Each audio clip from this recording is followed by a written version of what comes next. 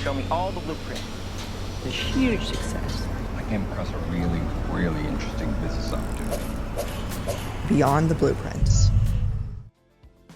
Hi, it's Cailey Heaps. Welcome to Beyond the Blueprints. Today, we're chatting with Chuck Magwood, who is one of my favorites. Chuck is an interesting man who has contributed immensely to the fabric of Toronto and is now a farmer and still a bit of a city boy, too. We talk about everything from advice he would give his grandchildren to the history of Toronto, the potential issues we're going to run into as a city, and so much more. So take a listen and share your feedback. Okay, here we are with Chuck Magwood. I met Chuck 10, 15 years ago when you were selling your mother-in-law's condo. Oh. That was the first time we met, and I was put through a rigorous interview process. But I came out on top. And since then, I've always had huge respect for you. So welcome, Chuck. I'm excited to have you because I think you're one of the most authentic people I know. I think you've shaped the city, and I think you have amazing nuggets of truth and advice that live in that brain of yours that I'm going to try and get from you. Okay. So before we started filming, Chuck and I were talking about the fact that people take life too seriously and that the joy of living has changed. I want to hear more about your thoughts on that. Well, it may be an unfair observation. I was just saying that it seems like the joy of the life around us seems to be getting lost in the complexity and worries and stresses of the way people are living their lives right now. I don't know why. I was just about to say, well, like right now, we're coming into the most glorious time of the year, spring. It's time for change. Spoken like a true farmer. Well, it is, and that's very much kind of where it comes from right now. But the observation of what is spring and what that does for you, is it even noticed anymore? Because we're all on the hamster wheel. Because we're on a hamster wheel, exactly. Yeah. And clearly social media has a part of that, but it just seems like that stress is coming at such an early age too. Children, parents are feeling it. And I'm not happy about that because they're missing the happiness that's out here for us. And the whole point of being alive. Why are we here? Yeah. It's a very, very short time we're on this planet. Yeah. A friend of mine might as well make the most of it. Like 4 years ago or so, when I started going through my divorce, a friend said to me, life is meant to be enjoyed. And I thought it's such a simple statement, but it's so true. Otherwise, what are we doing? So now I go into rooms and I think, is this a room of remarkable people or is this a room of not remarkable people? Mm-hmm. And I only want to be with remarkable people because life is so short and you want to, I don't know, I just want to have fun. I want to enjoy it. I don't think it necessarily can come to you naturally. I think you need to help it happen. Mm-hmm. I think that there's a conscious ability to make yourself happier. Yeah. And it's simply by the way that you approach it. It's giving those things a chance to come to you. And do you think it's sort of like a mindfulness technique or is it an awareness? Do you have to wake up every day and think, okay, set my brain, let's go?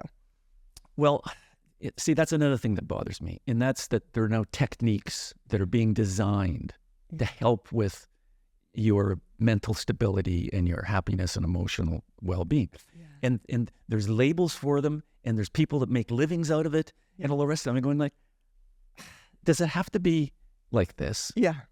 You don't have to necessarily think, I'm going to have to be happy today. I'm going to do that. And I got to go to spin class and then I'm going to go to my shrink and then I'm going to go to the parent interview and I'm going to come back and I'm going to get that new meal that I just saw on the internet and give it to my husband and everything's going to be great. Yeah. What a stressful way to approach your day. Yeah. Is it ever? Yeah. How about just stopping for a second? Yeah. I was going to say, looking up into the tree. Yeah. And see whether any birds have arrived yet. I mean, slow it down a bit. Yeah. Well, I know your wife, Lee, has a focus on sunsets. She seems to really appreciate sunsets. And I think it's those types of things. I don't know. For me, like if I look out and see a beautiful cloud pattern or the way the sun's hitting my backyard differently, just taking joy in those little things, I think is important. Yeah, it's worth a lot of therapy. Yeah. To give yourself only a few seconds. Like an afternoon snooze, for example. Yeah.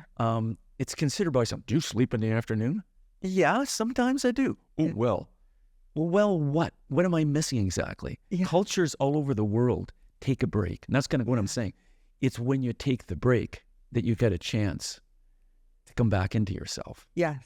And then when you come from that, then you have a deeper perception maybe of what there is to offer. Like your awareness is different when Yes. you're not exhausted. Yeah. Yeah.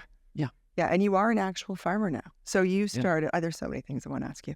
So you built the Sky Dome, and we're only ever going to call it the Sky Dome. I don't care what anyone else calls it.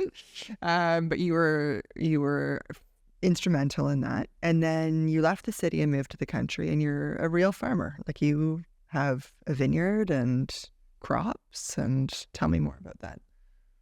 Which part? Okay, all of it. But so what was the motivation to leave the city, and what do you love about farming? Because you seem to really love it.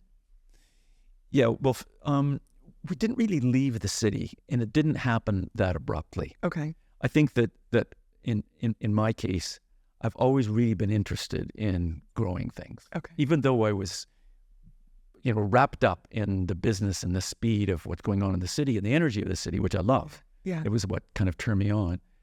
I was always someone that was working in the backyard, Oh, interesting. always kind of doing those kind of things. So I like being close to the land. Yeah. And we had, before this farm, another farm down near Port Hope, where once again I was growing things in a small way. And for me, it started a long time ago because my parents weren't necessarily into this at all. Really? No. So you found this on your But own? my grandfather was. And so with so many things, the next generation often has a bigger impact on your life than the immediate one. Yes. Because there's no tension between a grandparent and for one who has 12 grandchildren now, that relationship can be a very important one. And I'm aware of that. So my grandfather, my mother's father, had a small farm that I used to go to in the summertime. Oh, neat. And so somewhere in all of that, I grew a love for and appreciation for flowers, Yeah. for fruit and how it grows, for chickens and how they're born. I just saw some of those things in sort of a small way. So as my career got less interesting to me Yeah. here, I spent more and more time trying to evolve on the farm, doing That's things that are there. And what's your favorite part about the farm? Do you have a favorite part about the farm? I know you make maple syrup. I know. Yeah. What's the favorite part about the farm? I love the accomplishments. Mm-hmm. I love the sense of doing something and seeing something for your efforts. Yeah. And I think, once again, just comparing the way it is that we live, I think, so much less in a bricks and mortar era than we used to. It used to be that we could build buildings. We built shopping centers. We built 12 shopping centers in 4 years, Wow. regional shopping centers across Canada. Now it takes 4 years to build a house. In the Chuck. 1970s. Yeah. No one builds two where they have staffs of 5,000. Yeah. I mean, it's just so different. Things are so much more complicated. So the farm gives you that again. If you put effort in, you get something back. It doesn't take a lot to grow a lot of asparagus. Yeah. So we grow about 20 pounds of asparagus a day. I go out there and I cut all of that, and it grows 3 inches a day. Isn't that something? That And would give me a sense of It accomplishment. only lasts for about 3 weeks, 4 weeks. But you go out there and 15 minutes later, you've got a pile of asparagus. I bundle it up and take it to the market and sell it. Don't make any money out of it. Yeah. But that's a sense of accomplishment. When I was at the farm, it was asparagus season, and Oh, I was couldn't it? believe how tall they were. No, they are. They're I was like looking down, and you're like, they're like yeah, 13-year-old boys with big feet. Yeah. You know, they just go. yeah, No, yeah. that's- And it was delicious. You gave me something to take. But home. I guess a sense of accomplishment. I think the openness, taking the top off your head. I like that sense that if you're to be creative, you have to really cut yourself around the center here and take this off, and just let those creative thoughts run Yeah, without having any interception along the way. And when you're in the country, there's a lot of creative potential in how you do things, how you lay things out, where you plant things for the maximum visual impact for yourself, as well as kind of what works well. So that's all interesting. really cool. So I had never thought of that. So when you're planting, you think about the sight lines from the house. All the time. And the barn. Oh, All wow. the time. All the time. So interesting. Yeah, it's like landscape art. So this is large scale. This farm's about 400 acres. A lot of stuff going on. Most of it's cash crops, but there's also a bush. And we have right now in maple syrup. In fact, the buckets are on the trees. I can almost hear them, the bigging that's going on right now. That's hugely satisfying too. Yeah. So we were talking earlier about the spring and the first signs of spring. Well, the flow of the maple sap is the beginning of spring. And it happens here and nowhere else in the world. That's what's so cool. It's only the maple trees that do this. Oh, I actually didn't know that. Oak trees don't do it. Beeches don't do it. Birches do a little bit, not much. Yeah. And so maple trees are really indigenous to Ontario and Quebec and maybe a little bit of Maine. And that's it in the world. So that's what makes where we live so different. Yeah. So when the sap's running right now, which is doing on and off, it's a tough year, for only just a few weeks, it's only happening here. That's very neat. And when you say it's a tough year, is that environment driven? Like, is it? Yes. Are you seeing a major change in the environment in the last couple of decades? It affects quite a bit. It affects the vineyard in a really big way. Interesting. It's a really significant change. We're almost maybe 1.5 climate zones different than we were when I started about 25 years ago. Wow. In the vineyard. But for maple sugar, maple syrup, etc., the sap, where the change is in the predictability of winter. Okay. Winter ain't predictable like it used to be. And you're also a big skier, so I'm sure you're seeing it play out there as well. Yeah, well, you see that now. In the case of skiing, fortunately, we've got man-made snow. Machines, so the crazy thing is, you drive north right now, and it's nothing but brown fields, and then you see white on the hills. Yeah. That's all man-made snow, and all the programs are running, and there's 400 kids that are all in ski races all the same time. Wow! But in the maple bush, there ain't such a thing, and so ideally, what you need for the sap to flow at this time of year is you need to create a pressure between what's inside the tree and outside the tree. Okay. That's driven by temperature. And that's driven by the difference in temperature between the night and the day. Oh. And so if we get a -5 at night, a +5 during the day, then the pressure changes. And then when you puncture the outside of the maple tree, the sap runs out. No other tree does that. You can puncture any other tree and you don't care. Yeah. Maple tree makes a difference. So we're not getting any rhythm to our weather anymore. Yeah. It's crazy. So it'll be warm, nothing happens. Yeah. And then it'll go cold for a little bit, stay that way. But we're not getting the typical spring flow that's happening right now. That's so sad. So it's tough to plan. Yeah, tough to plan indeed. Okay, you spoke about your 12 grandchildren, and I know your children, who are all exceptional human beings and very different from each other in many ways, but very similar to each other as well. Mm-hmm.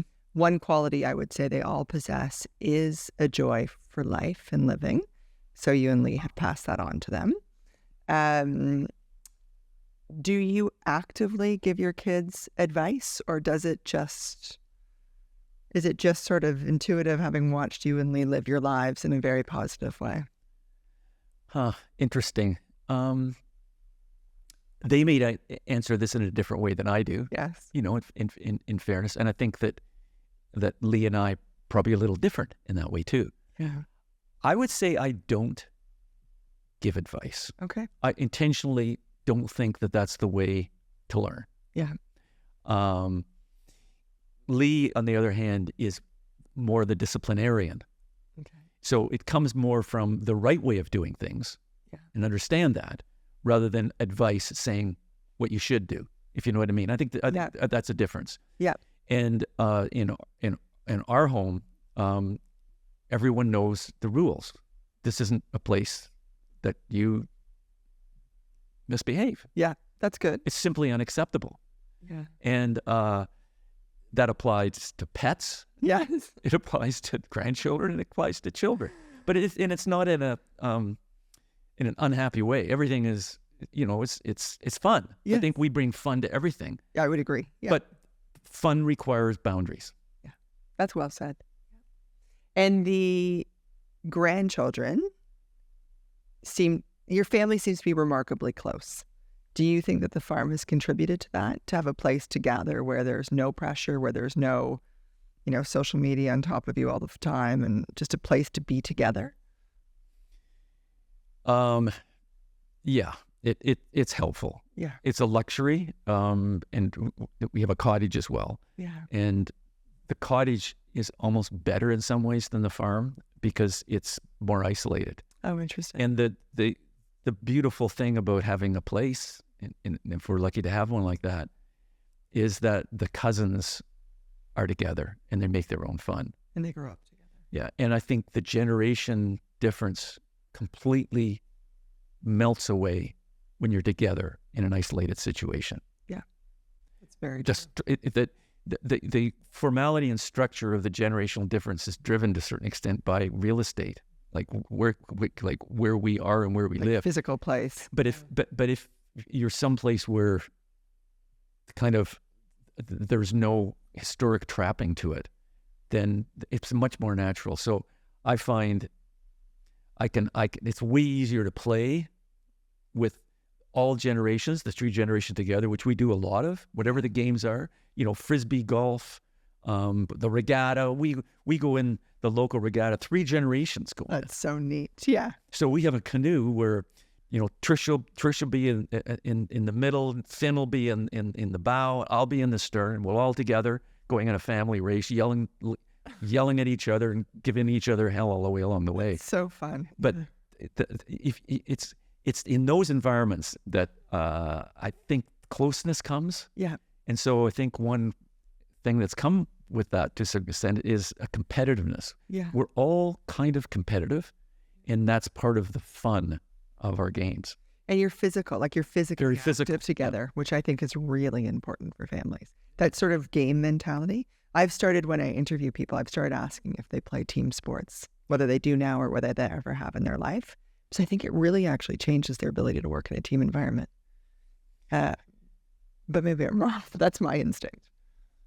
Yeah, no, that's an interesting subject in itself. What makes a successful team, apart from the team leader? Yes. Are the players that are part of your team better suited to make the team work because of where they've come from? Yeah.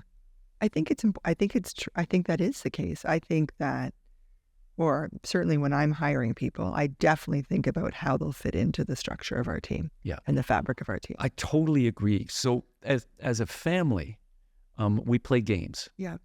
And we play games competitively and pretty hard, I'd say, no matter what it is. I've seen videos of the regatta.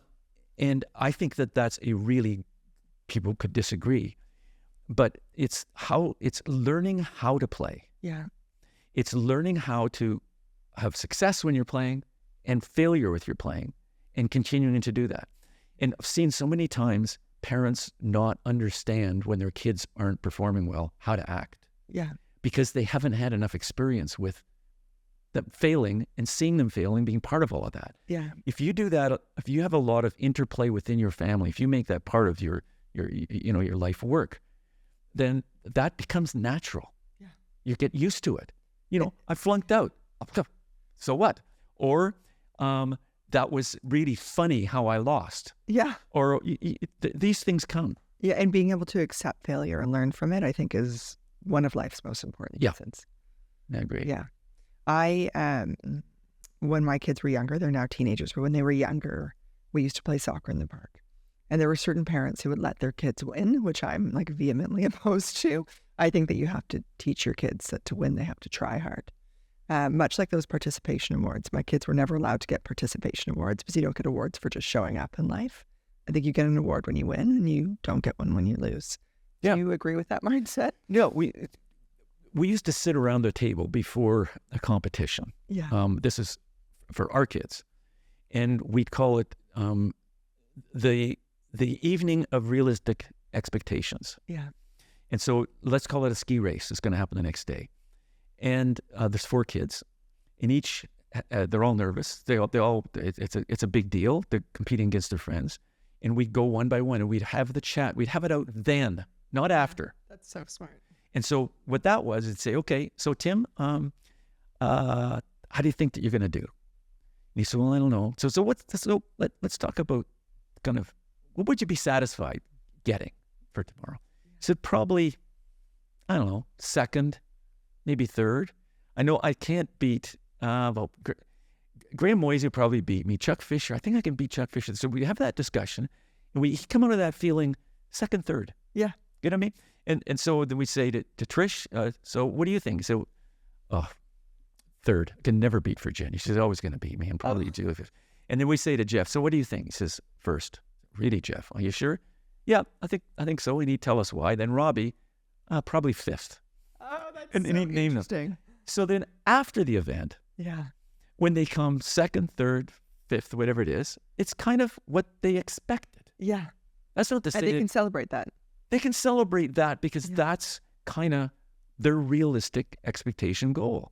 And if the parents think, well, you should be first. Well, you're never as good as your best golf game, right? Yeah. You're just not. Yeah. That's a very good way of looking at it. So Jeff is your only child I've never met. As you're going through the names, I'm picturing all of your kids and my memories with them, but I've never met Jeff. Is he based in Toronto? No, they're living in Toronto and Collingwood right now. Oh, they are. Okay. Yeah. Isn't that funny? Yeah, I've never met they're a family. They moved up a couple of years ago. Oh, neat. Oh, yes. He's married to Amy. Amy, yeah. Yeah, so I know Amy. It's just Jeff I don't know. He's the good-looking one. Oh, is he? Yeah. So your professional career, so you got, it lost interest to you towards the end of your career, but what was your proudest accomplishment professionally? Oh, wow.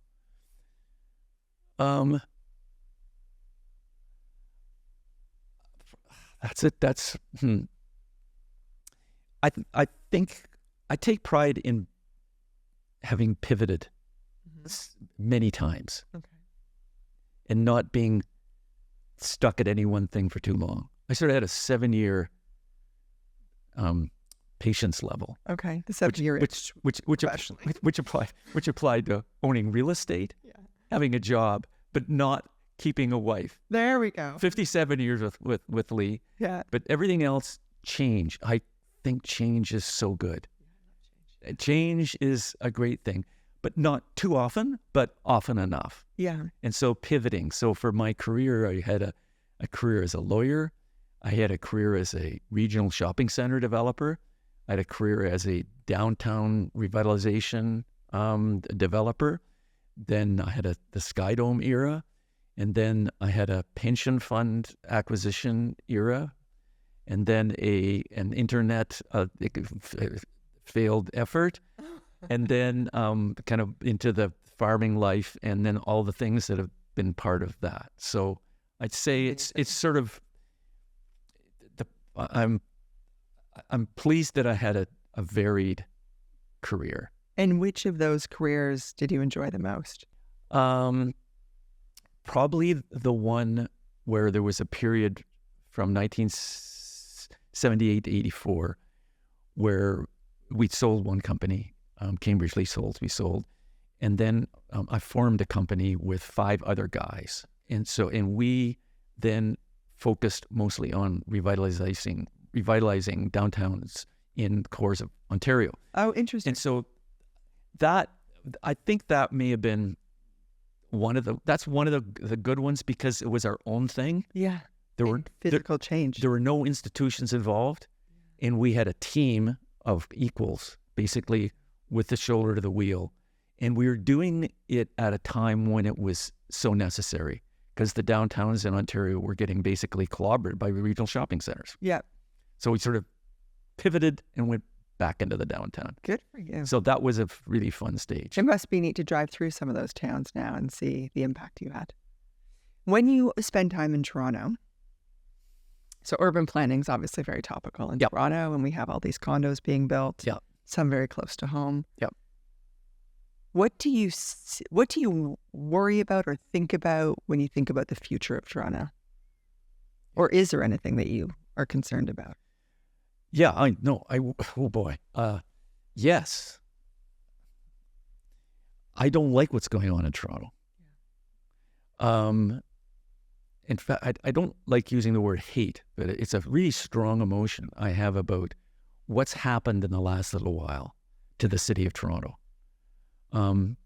Because this is, I mean, it's a great city. It's got the neighborhoods and the families that are here and the schools. And I mean, it's a great place. We're so fortunate to live here. Yeah. I really don't like the direction of where the city's heading right now at all. And do you mean the density or the tax policy or the mindset of the people living here, or the lack of, I find that some people have a lack of patience in our city now. There's the sense of community has shifted a little bit. Yeah, well, there are probably two things. There's the perspective of the people that live here, and then there's the planning and the direction of the city and the leadership. Yeah. That's the part that that upsets me a lot.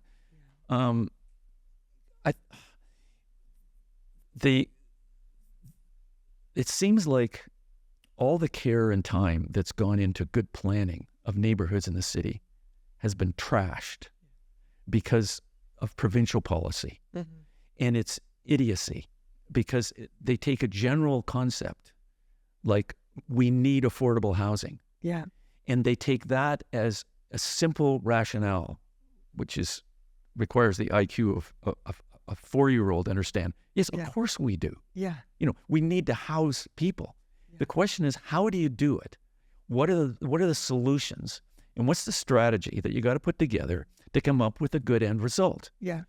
And what they've done is basically used a wrecking ball to come up with the answer. It's idiocy. And it's not adding affordable housing. It's adding in luxury housing. Well, it's not solving the problem at all. And that's why it drives me kind of crazy to listen to this. So, like in the last 2 years, because of the focus on rapid transit, stations as the places and the nodes to create higher density, they've basically thrown away decades of planning to preserve neighborhoods. Yeah. And so neighborhoods such as Sinclair and Yonge, where we are right now, are now in jeopardy of completely disappearing. Agreed. And so the mechanics of doing it is that they use the greater growth policy for the city then to simply say, I guess we have to approve what's in front of us.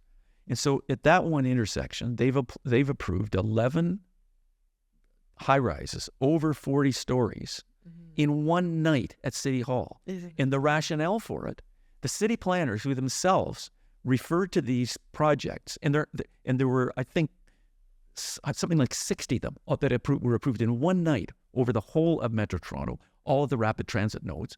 The rationale was that as planners, we have no authority to refuse because we are simply the instruments and tools of the province of Ontario, which means that the planners that are here that have taken such care of this are basically saying, if Doug Ford and the Conservative government says to me that we have to have high density, then I fortunately have to approve it. And they did it. And they did. And not only did they do it, but they did it giving no protections for the existing neighborhoods, for the existing store owners that were there, or the future. And so what's approved is, let's call it something like 60 million square feet, like an incredible 4 parking spaces, whatever it is. Yeah, it's a massive number of square feet that it doesn't matter when they're built. Yeah, and it means that by acquiring them, and this is the case on Yonge Street,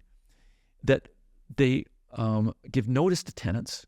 We have empty storefronts, and we have now plywood, where we used to have restaurants, hardware stores, flower shops, barber shops. They're gone. And the same thing's happening up at Eglinton, and all the way down the Yonge Street corridor. And so we've got these signs that are saying, that are now all covered with graffiti. Yeah. For the city of Toronto saying, meeting coming up. Well, thanks for the meeting, because if you went to the meeting on Zoom, everything was on Zoom because it was at the end of COVID. All you heard was, there's nothing you can do. There's nothing you can do. Well, thanks for the friggin' meeting. Yeah, what's the point? So what I don't like is, what is this going to mean to us in a longer term? Yeah. That these projects, will they even be built Yeah. And a number of them won't because the market won't support it. Interest rates are going to Pricing dictate whether the developers can do it or not. None of this is affordable housing. See, that's what All of it's going to be expensive housing. And on top of that, the implications on the circulation and the way people are getting around the city are going to be horrendous. everything will change. The way people move just on their feet, the way the cars move. And I think, when I look at the city's mandate for affordable housing, I don't think all the levels of government have ever had a conversation to actually promote affordable housing. And you look at the development charges and you look at everything else that the city's doing, and there doesn't seem to be a logical approach for anyone wanting to build affordable housing. All of those units, those 60 million square feet, are at least $1,400 a square foot. Yeah. None of that is affordable. Yeah. And the communities will be impacted. You won't be able to move in your own neighborhoods. So what's missing is intelligent planning about solving big problems on a big scale basis. And how is it best to do this and protect and preserve at the same time the things that are important to us? Yeah. And in the neighborhoods, the local community shopping, the ability to walk, ride your bike, whatever, these are keys. Parks in the city and the preservation of the parks. Yeah. And the ideas that the planners have for parks are so far from what parks should be. Yeah. Parks are experiences. And parks are things that are not built out of concrete and fountains. No. They're built out of experiences that come from the land. The best parks that we've got around here are the cemeteries. Yeah.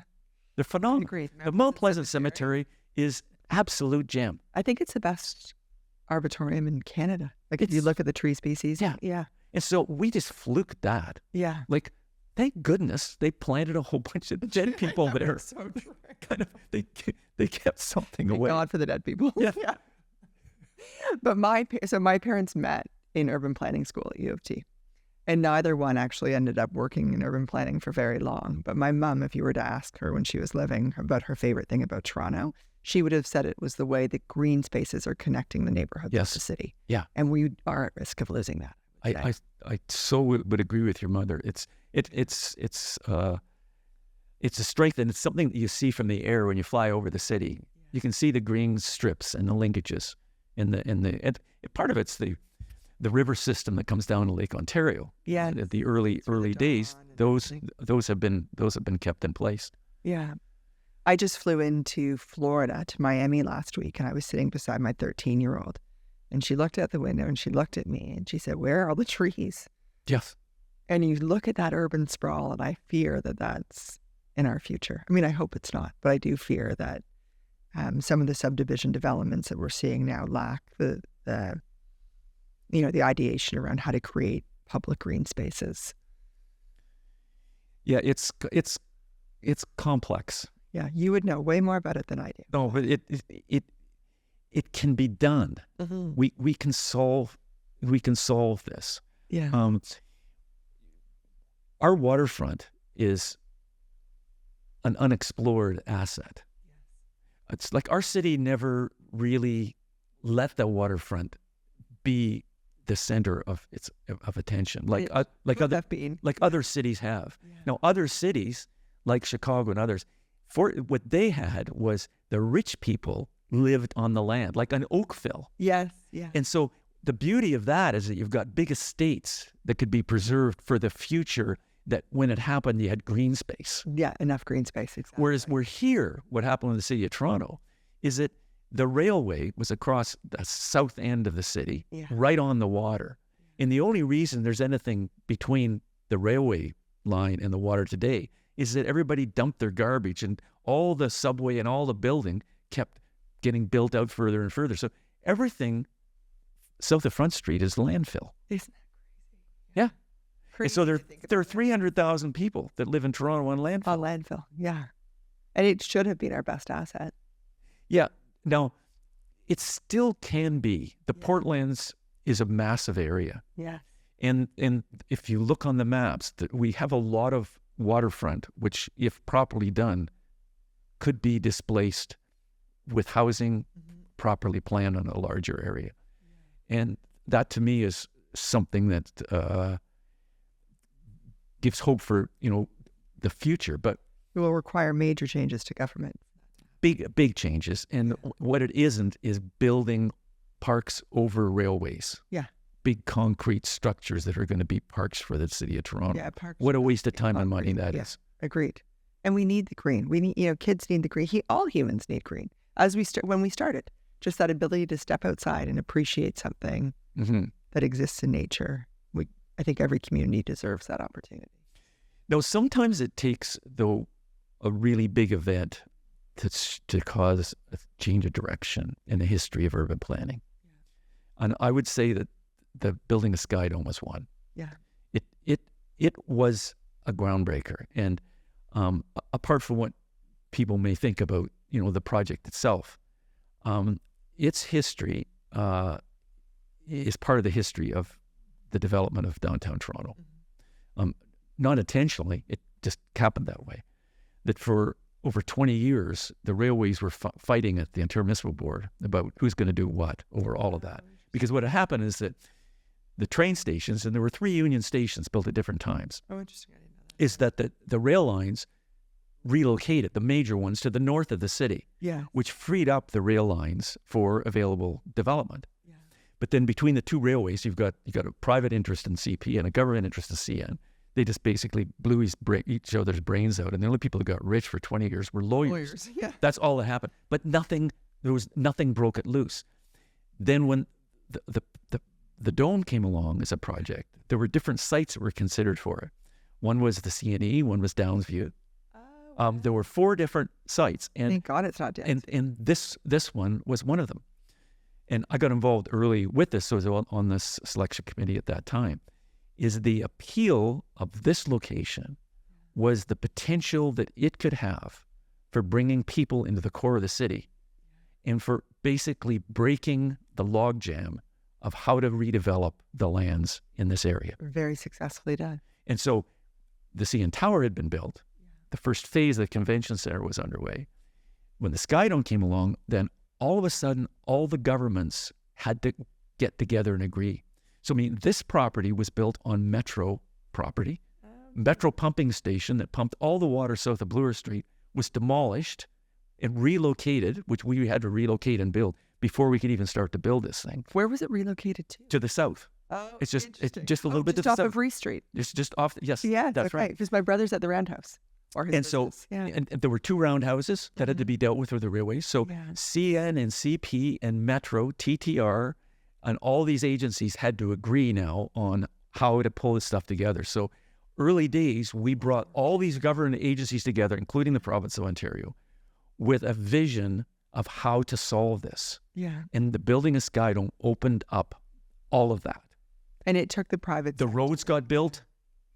The bridges got built, and then since then, City Place happened, and these other projects were developed. Changed our city in such a positive way. And it linked it to Union Station, and it meant then that the car was no longer the driver. And this was in the Superdome, all the U.S. examples that everyone was looking to. Yeah, they were all driven by car traffic. Interesting, because they're all more suburban. They had to be. Yeah, it's the only way to get there. Yeah. The Sky Dome. Cars were not going to be a solution. Yeah. We had to use the transit system to make it work. Well, and you created, when you built it, that sort of pedestrian link between the downtown core and the waterfront, which didn't really exist at all. And even now, it's one of the few areas of the city where there's sort of a seamless transition from the downtown core to the water without having to sort of crawl under Falling Gardner Expressway. And I don't know, I think it's a really nice link within the city. It's a lot better than it was. Yeah. It's still a ribbon of steel that kind of separates the twinkling waters of Lake Ontario from the vibrancy of the city, which it's still a bit of a problem. Well, the retail and restaurant scene has never quite extended far enough south. Right. In my opinion. Like the waterfront is not a destination for a Torontonian, it's a destination for a tourist. Yeah. Which is too bad. So earlier today we were talking about teenagers. I have 3. I have 3 living at home right now. Are these 2 will leave? 3 daughters? I have a 17-year-old daughter and then 13-year-old girl-boy twins. And my 17-year-old daughter's off to Dalhousie in September Great. or August, I guess. Uh-huh. And my 13-year-old son has decided that he's going to leave home and move to the States in September, which is happening. So it's just for me and one other child as of September. Wow. I know. And you have 12 grandchildren. One of the things that I am challenged by and that actually really creates a lot of sadness for me is the impact of social media on my children. And I tried really hard not to get them phones, and I tried really hard not to let them on social media platforms. But it seems to be invasive, like a very invasive disease almost, that they have so much exposure to it. Do you find that your grandchildren are impacted by social media? Or are they... Yeah, my children are, Oh, interesting. and the grandchildren. They're all part of it. And how you use the tools, as are we. Yeah. You know, probably this will start to work its way out. The next generation is going to be a lot better at it. I hope so. They're going to have to be. Yeah. Because I don't like what it's doing to our kids. No, I don't either. The phones on their own and the ability to source through internet is such a fantastic tool. I mean, we all use it and live with it right now. Yeah. But that's the end of it. Yeah. To me, stop right there. As long as it can be a useful communication and research tool, then that's the point of it. I agree with you. It's the rest of it that's now affecting culture. So it's affecting attitudes, and it's affecting the how can I put it? The emotional stability of young people. It's because there's this, and I think that the boys and girls are a little different with this. I as I see it amongst the grandchildren, I see it because they all have the phones. They're all using it all the time. Some of them are on it a lot more than others. Some of them can't do without it. It's the girls I worry about. Mm-hmm. I agree with you. And it's driving a lot of things. It's so self-centered. It's so about me that does it. Because it sets up this comparative thing between me and all of my friends, and who's having the most fun, who's having the most successful life, and it's all bullshit. Yeah. Because it's all they're creating it themselves. They're creating something out of kind of nothing. And by creating it, they're missing out on authentic experiences, in my opinion. Yeah, that they may be. They don't have to be. Yeah. But when it becomes obsessive, and I think that's kind of the point when it gets to. Well, I think it's that places such an importance that I'm fundamentally opposed to, but such an importance is placed in their minds on physical appearance. Yeah. So it matters what your eyelashes look like, your nails look like, your outfits look like. Whereas I think at that age, I didn't get a phone until I was 21. So I never had a phone in high school. And it meant that you were just having fun. You were just out with your friends. You could do what you want. No one was taking pictures or videos of it. Yeah. We got into some trouble. But those moments sort of define who you are as an adult and create that sort of grit where kids now are afraid to fail because someone will take a photo or video or they'll be judged for it and it will last in perpetuity. Yeah, it's pretty profound discussion, the whole thing. Like that part about a fear of exposure, it is a whole other thing. It affects politics. It affects everything because people with the slightest mistake, the slightest mishap can be exposed. Right now, Kate's photograph has been doctored.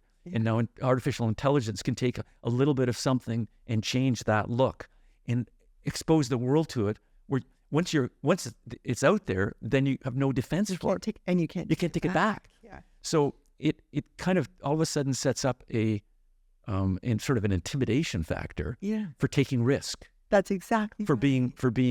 for getting out there, putting yourself out there and taking a chance. Yeah. And I'm chatting with the grandkids about something, doesn't matter what it is. And they call me Chucky and they say, Chucky, you can't say that. And I'm going like, what do you mean I can't say that? I just said it. Yeah. No, but you can't say that. And what they're thinking Cancel is culture. in their culture, that would all of a sudden put you into some position of difficulty. Yes. At my age, I don't care. Yeah. But I get it.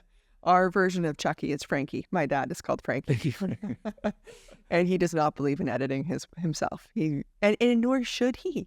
I mean, I think I know you well enough to know that whatever they're saying is, cancel culture. Whatever you're saying is not an unkind thing about someone else.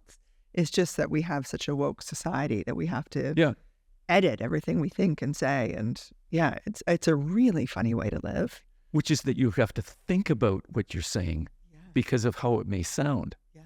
So another thing, on the social media thing, I think young boys and young girls are different. Oh, yes. You started to say this. So tell me how you think they're different. I might be wrong, but the boys use it more as a tool. Yes. I think they do. They're looking at sports stats. Yeah. They may be betting on games, which is whatever, The boys' knowledge of sport is unbelievable. Yeah. If they had half the recall in their history class or their politics class as they do in sport, they'd all be rock stars. Like, how is it that boys know so much and so much statistical information? Because it's all there for them, and they use it. They use it as a tool. Yeah, that's a big part of what it is. But they don't seem to be posting. They post the odd picture of themselves. Boys more in jest. Yes. Yeah. You know what I mean? Sort of with their buddies. Okay, I just got this really crazy new outfit. Just check this out. Yeah. But so it would be from that point of view rather than saying, look at how gorgeous I'm looking. Don't you wish you looked like me? Which is with the girls. Yeah. I think that's true. I think boys, or maybe it's men.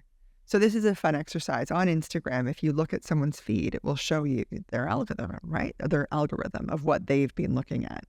So I'll look at my kids. Do they? I don't even know that. Oh, it's so neat. Chuck, you should do it with each of your grandchildren. Don't tell them you're going to do it, but just have them open their Instagram and hit their feed. And it will show you instantly what they've been looking at and what they're focused on. Right. So when I do it with my kids, I get 3 very different outcomes. So my son is all travel, scuba diving. Yeah.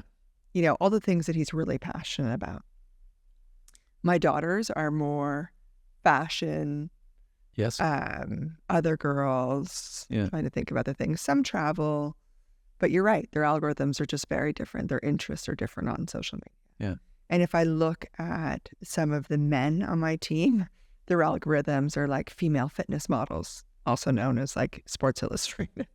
So it shows you what people are interested in. But it's sort of a fun game to play. Should try it at the dinner table. I wonder though what I'm going to talk against myself. I wonder what the implications are of that on their own mental states, their emotional stability, however you want to call that, boys versus girls. That I think it has a more negative connotation on girls. I may be wrong, because I think there's a sense that they never feel quite up to it. Yeah. They're not quite making the mark. Yeah.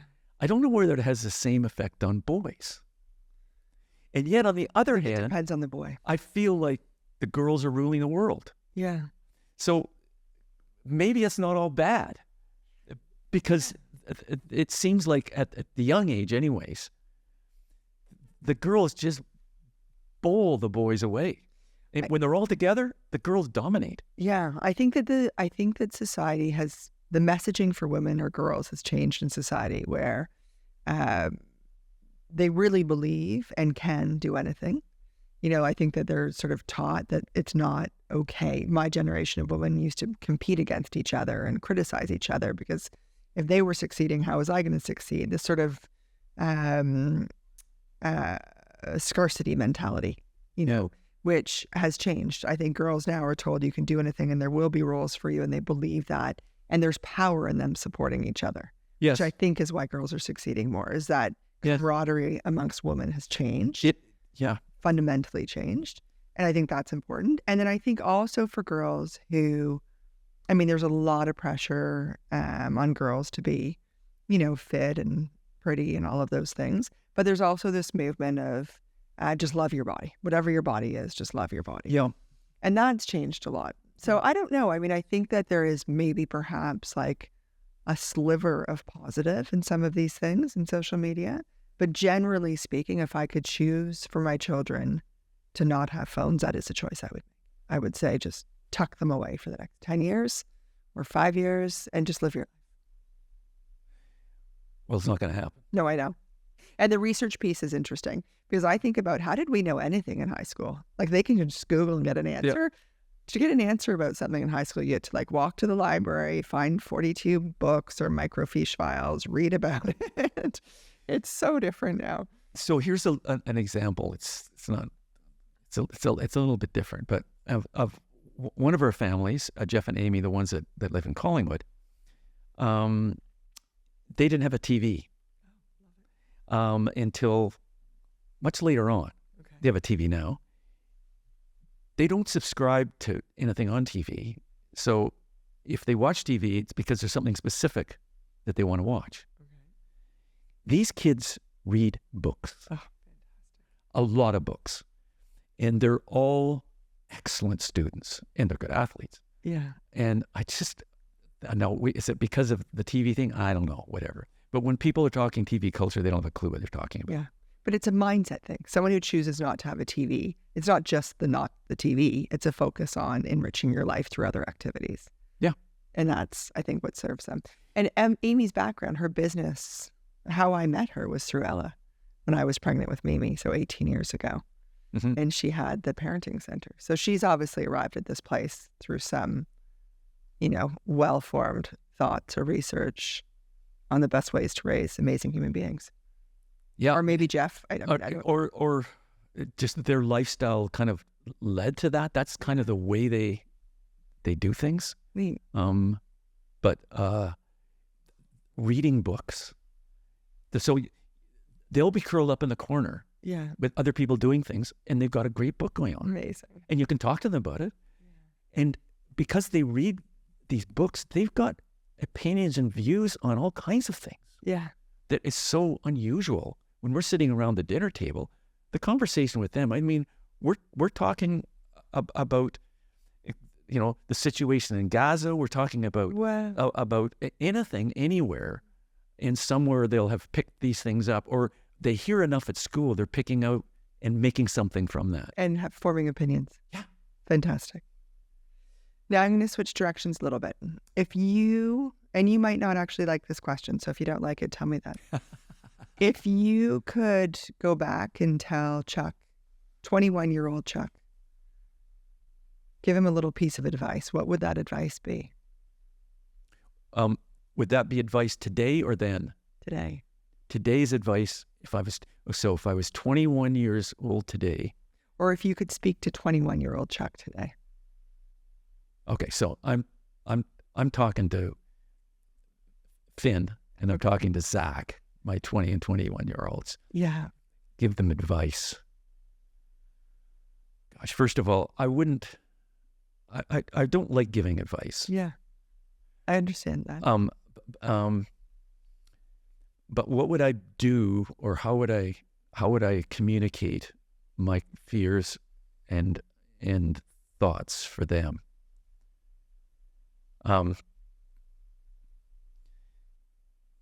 The first would be, don't do what everybody else says to do. Yeah. Make up your own mind about the direction of things. Be the person that you think you should be. You be that person, not somebody else. Start with your own values. Be a good person. Have the right values, and don't be swayed by the trends and whatever it happens to be. Be a good person to your family. Be a good person to your friends. And think about doing something that you're going to get satisfaction from. something that's going to bring you joy. Yeah. Not somebody else's idea of what that should be. And that's going to be very hard to do in work, because work is often work. You probably hate it, a lot of it. And that's okay, because that's kind of the way it goes. But don't ever feel that work is a bad thing, because it's okay. If you have a workout and it's hurting, then you know you've pushed yourself into a place where you probably should be. Yeah. That's the same thing with work. You may have to put your head down and hate what you're doing for a while. As long as you can see that the direction that you're going to is going to give you that little ray of light. And stick with that. Don't bail. Don't be a patsy. Don't suck out. You got to be a little bit tough, and you're going to have to suffer a bit. If you go tree planting, you know it's going to hurt, but you're going to make money. Yeah. And you know with the money, you're going to buy the convertible. Yeah.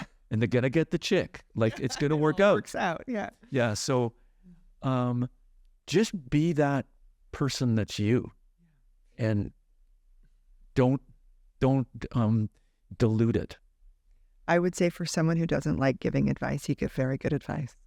I'm going to take this recording and send it to my children. I think it's very good advice. Thank you. I'm getting the wrap sign from behind us here.